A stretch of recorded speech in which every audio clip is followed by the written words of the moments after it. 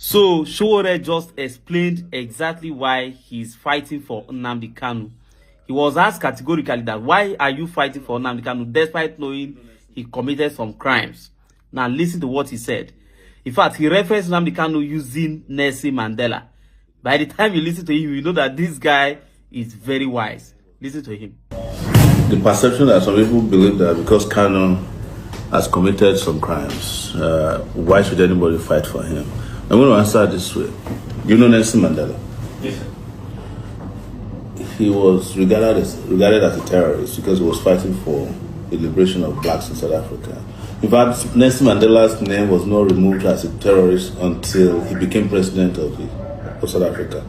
That was when the US lifted the terrorism tag, granted him a visa, and he traveled across the world. And one of the things he said when he was reaching the US, same question was asked of him.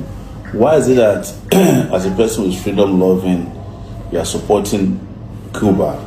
Which the person said, that's a human rights violating regime, referring to Fidel Castro. He said to them, he said, sometimes the problem with you people is that you want to choose our friends for us and you want to choose your enemies for us. That is basically what is happening in your MBA group.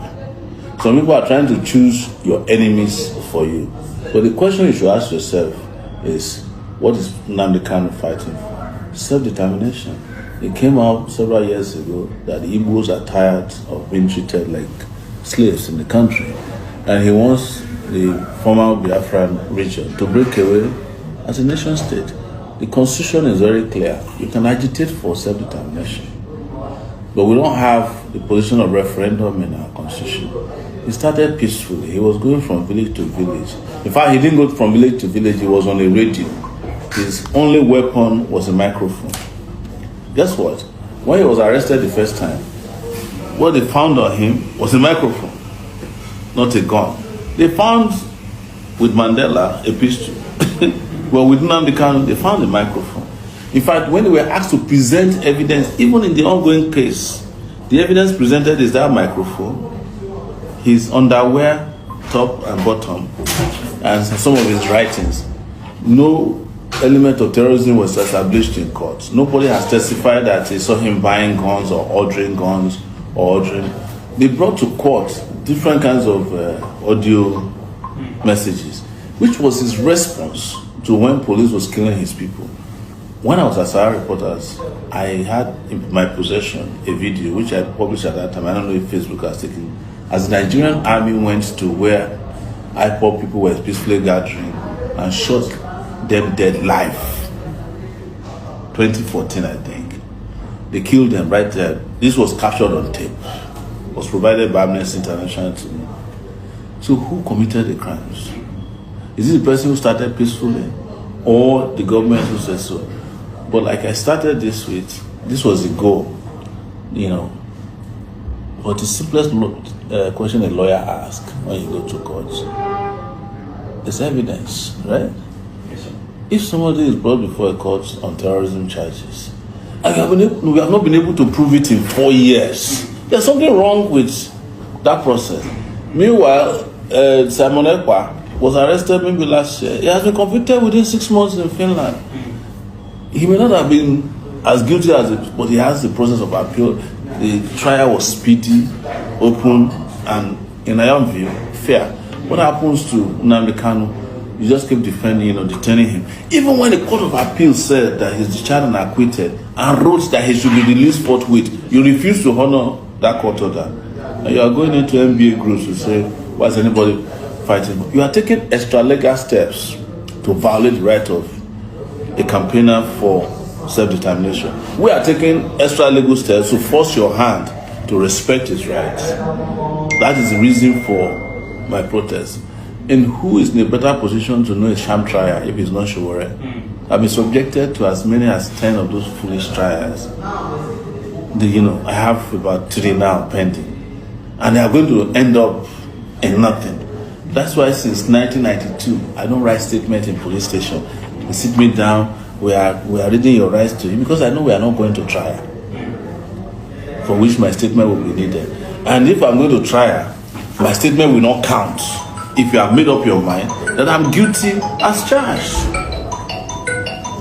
So tell your NBA friends that first and foremost we are disappointed in them.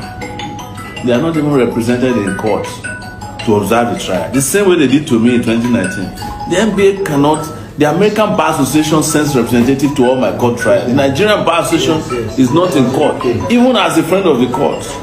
You should be there standing up and say, my Lord, can we guide you? This is what the law says. The judge can say, shut up. But you are there. You go to your WhatsApp groups, and you know what they do?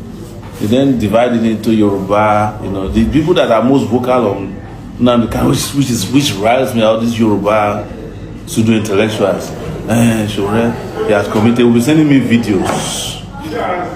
And I tell them, I say, if you are tired of Nigeria, if Tinubu was tired of Nigeria 20 years ago and he granted an interview that Nigeria should disintegrate, why should you stop others who understand the same right? To be clear, I don't want Nigeria to break up. I'm a Pan-Africanist. So, in my own opinion, it's only when somebody knows his rights that you see politicians often have problem with him. Terrible problem with him. We've seen politicians, align themselves with criminals in this country. We've seen them, instead of reprimand, they of course even work with criminals. We see how they use them during election period and all of that. They even arm most of these people, right? They arm most of this. Is exactly what what's his name? This Oshomole said at the Senate the other day. Like, they should stop arming thugs and using them to rig election, because after the elections, this crime increase in the society, because these thugs, these people have been given materials that should never have reached their hands. So they know how to work with actual criminals. But once you, who is an upright person, knows your rights, you become their problem. That is what people who are very, very manipulative criminals, that's how they behave. Real criminals, that's how they behave.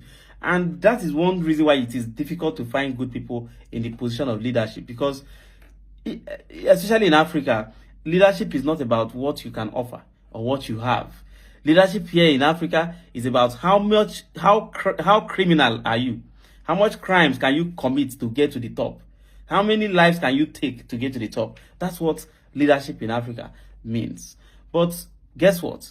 At the end of the day, it is still the people who are at the receiving end of all the all the effects of bad governance and all this wickedness and heartlessness that end up coming out to support these ones in the name of tribes, in the name of religion, in the name of all manner of sentiments. But we are in this together. So let's keep watching.